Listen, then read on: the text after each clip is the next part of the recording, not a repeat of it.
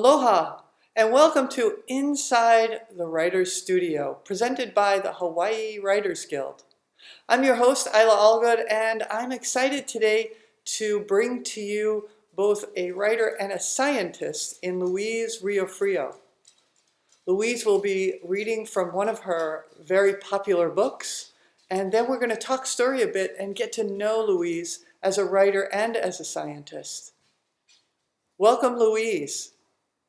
Aloha, I'm Louise, and I'm happy to be here. The islands are my home. My background is in physics and astronomy. I studied that in University at California. After that, I went to work as a scientist for NASA at Johnson Space Center in Houston, studying the moon. And I was able to do experiments with Apollo moon samples that no one had touched in 45 years. And more recently, I've been working right here on the island on a project to place telescopes on the moon. And I am best known for the speed of light. While working at NASA, I made a discovery that is huge, the biggest thing you've ever heard of. I discovered that the speed of light is slowing down. It changes, that all things in the universe change, including light. And that affects everything, from the origin of the universe to the size of the cells in our bodies. And I've written a book about that. It's called The Speed of Light. It's very easy to read, no math. And it starts like this. A child's eyes open and light floods in. Our lives begin in darkness, the bubble of the womb.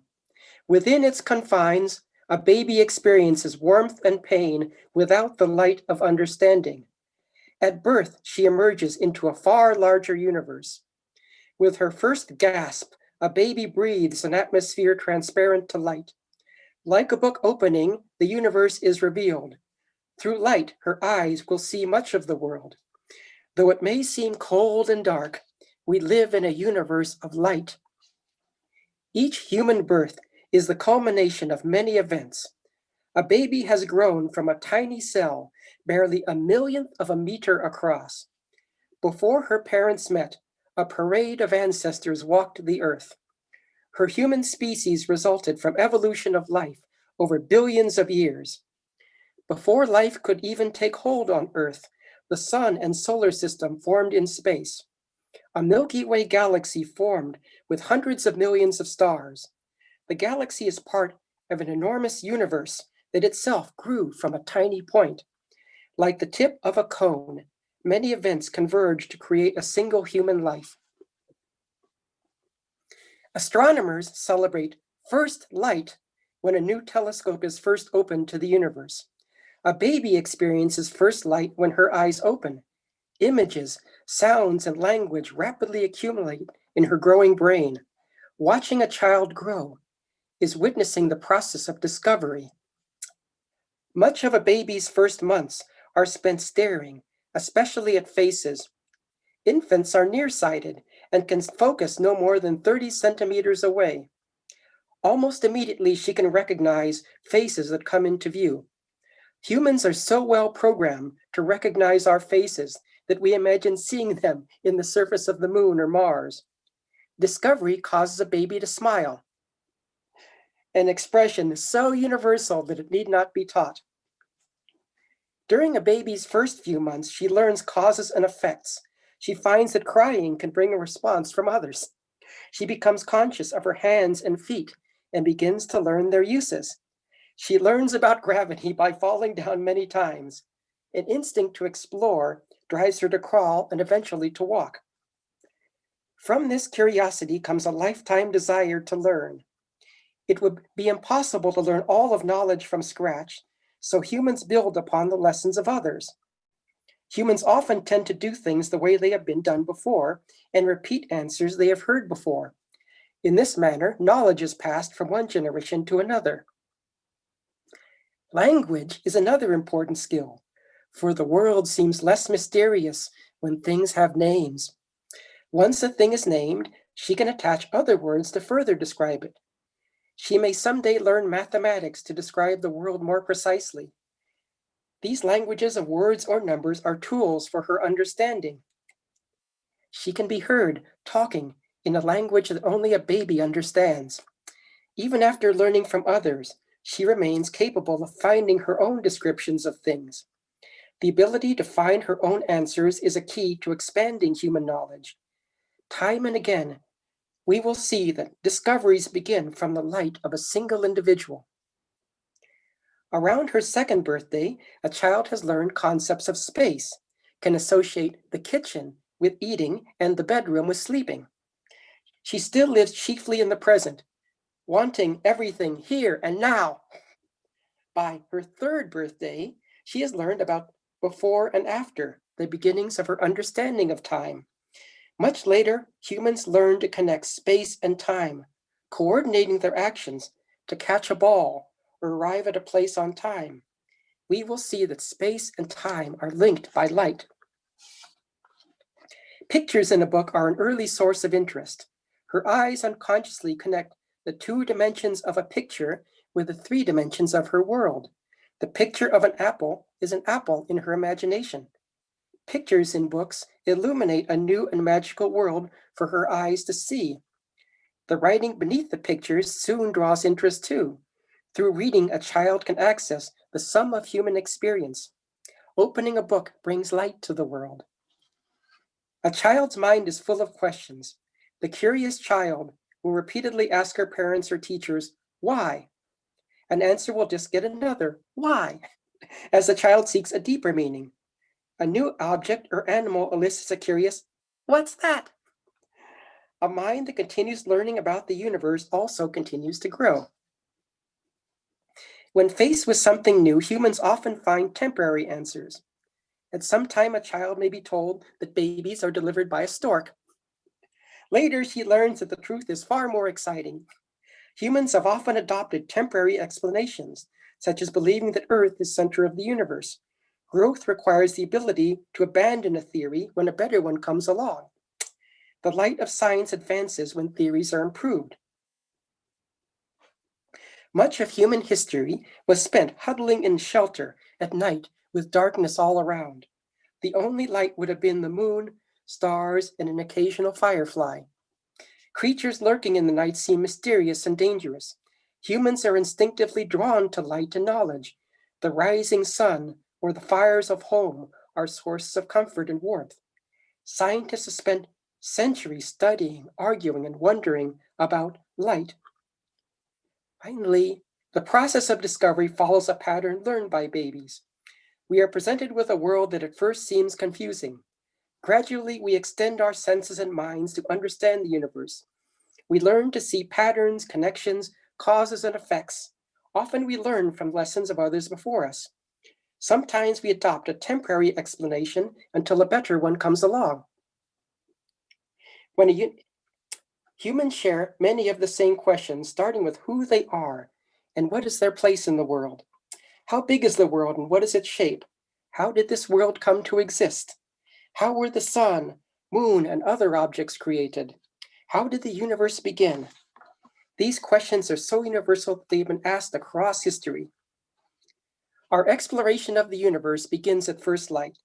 The world we experience is the result of many evidence coming together. Discoveries about this universe come with the speed of light.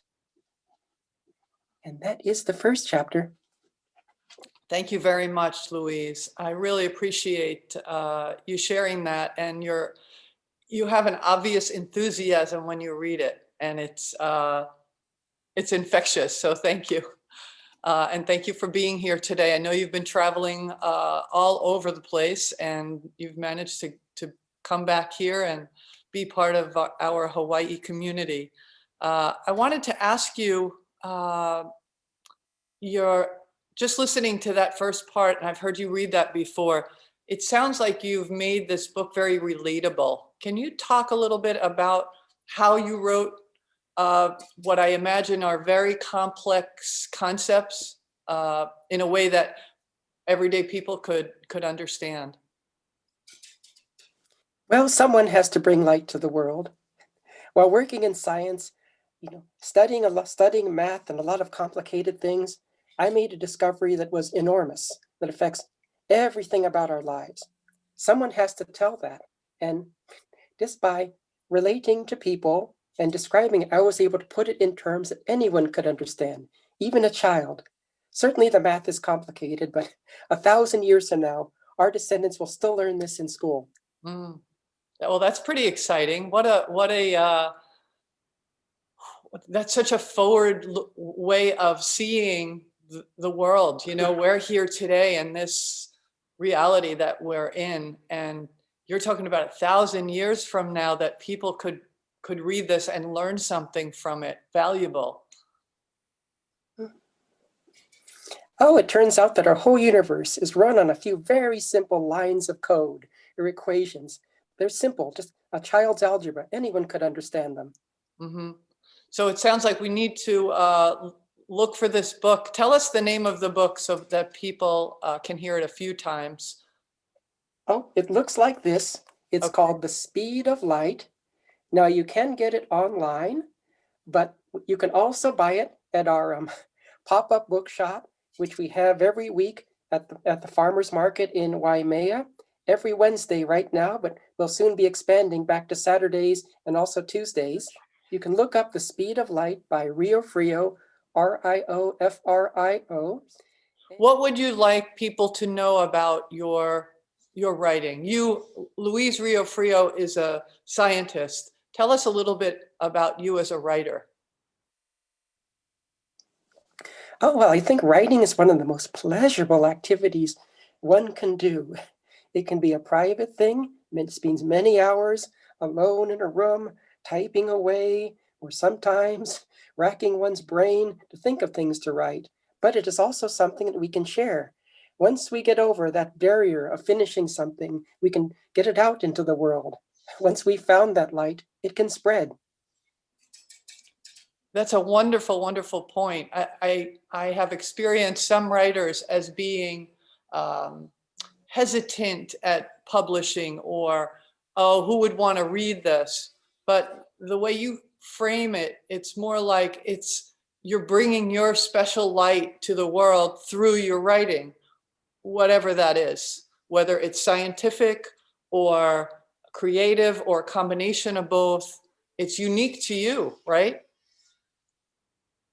Oh, it is unique, but it's something we can share.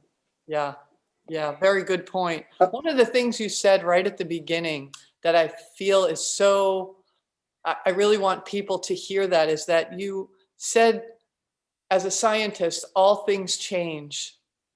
And we are in globally such a big period of change. It feels like a valuable lesson. Can you say more about that in your experience as a person, as a scientist? oh, yes. Well, we learned that all things change over time. If times are tough as they have been, we learn that this too shall pass. Yeah. Oh, and even before then, if you had gone to an astronomy lecture, most scientists would tell you that the universe is filled with darkness, with dark energies that dominate the universe and are eventually going to tear it apart. But that's all nonsense. The universe is made of light. It began in a burst of light billions of years ago and is still filled with light, only even light we can't see. And oh, concerning the bad times we've been through, I've learned recently this even extends to our cells. The cells in our bodies, which we are so concerned about, why our bodies are made of cells and why they are that size, it's related to the speed of light. It's all mathematics. At one time, we didn't know why our bodies are made out of cells. Now, someone knows. That's pretty fascinating. Is that part of this book, or have you, I know you've written other things. Can you share a little bit about what else you've written? Well, first, I'm concerning this. Most recently, I published a paper which you can look up in the Journal of Cosmology. It's a free download where I extend this to the size of the cells in our bodies. And this is the most exciting thing I have ever worked on. It's even bigger than the speed of light.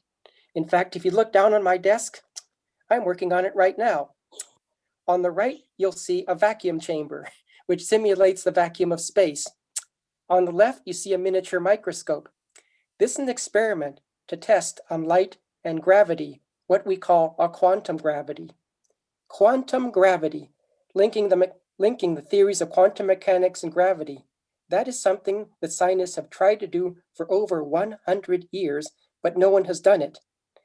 Now we can not only link them together into one big theory, but we can prove it in this little experiment that any laboratory, any school could reproduce. And this, once again, this affects our very lives, the cells in our bodies. And this is a very exciting thing to talk about. Well, that sounds fascinating. Yeah. What else would you like people to know about you as a writer, as a scientist? The other thing I do have a more recent book called Discovery, Alaska to Hawaii and the Pacific, with something which I wrote for the islands, for my friends who live on the islands and people who come here. In the beginning of the book, I learned from one of our Hawaiian high chiefs that Hawaii was first discovered 2,000 years ago on a voyage from Alaska, which is something no one knew. It was hidden in our oral history. So I traveled the entire Pacific, picking up the clues from Alaska, the great land, where I was this summer, all the way to Hawaii, our homeland, where I stopped at each island looking for the places where the first Hawaiians landed. Then to Tahiti, known as the distant land, and finally to where I was a year ago, Aotearoa, now known as New Zealand, which I found was first discovered by explorers from Hawaii 1,000 years before Captain Cook. And well, someone has to remember, that our ancestors were discoverers, they were explorers many centuries ago. Someone has to continue the story of how our islands are found. And that's my latest book. That's pretty exciting too. And I want to say, one of the things that you're bringing out is that writing can be quite the adventure, whether the adventure takes place in our mind and while we're writing, or you go out, you're doing research of all these places and visiting and talking to people and gathering information to put in your book. As somebody who loves adventure, I appreciate that you bring that to the writing process for those who are watching who may be thinking, gee, I don't think writing's very interesting or exciting. You're showing this adventure part of it. Oh, it's been exciting. Writing isn't just being alone in a room. It's been adventure. It's been exciting. Writing these things has taken me all around the world. I should tell you, I was off island for 6 months. I went to Alaska, where I fixed up an old RV.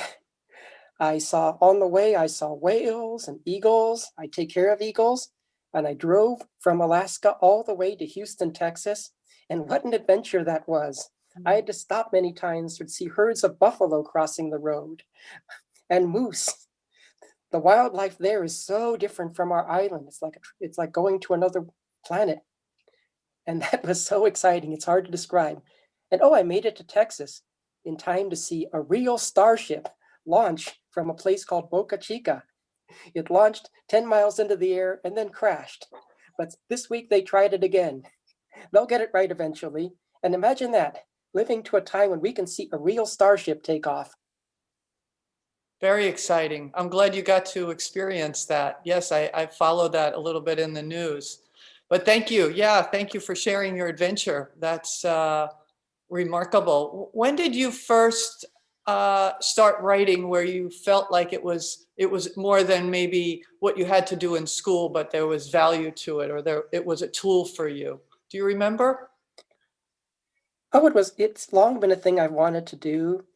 When I was, I think, in my teens, I would read stories about authors and writers, and I thought, oh, what an exciting thing to do. Just to write things. It's a way of being, your own person, your own boss, of, being in charge of your own life, setting your own hours. And later I found it can be truly exciting. You can travel the world researching your stories and write about them. Well, that It is gives you even more exciting. things to write about. Yeah, it's exciting, and you make it sound exciting, adventurous, and empowering, because you're in charge of the words that you put on the paper. Oh, I find it very empowering. Mm. Having done all these things, having seen all these things, a lot of them were necessary to research the book. But oh, for a woman, it's very empowering. Mm. I mean, after the things I've done, I look at that starship and I think, oh, I could go to the moon, easy. Well, thank you so much, Louise. Are there any last words you'd like to share with people while we have this time together? Well, only that I'm very happy to be back in the island. I mean, I have been other places, and yes, sometimes things seem dark, but oh, it's a universe of light. Maybe you haven't heard about it, but we're finding more and more about the universe, its beginnings, how our planet was formed, even about how our bodies were formed. That this is a time of light when people are discovering, like you, are discovering things every single day. And I just want to spread that light around. I cannot think of a more empowering, positive message to end on. And I want to thank you for being here with us today, Louise. And I want people to know, if they want to know more about the Hawaii Writers Guild, we have a website, hawaiiwritersguild.com. And there's also a Facebook page, Hawaii Writers Guild. Thank you, Louise. Have a beautiful day, and aloha to everyone. Thank you. Aloha.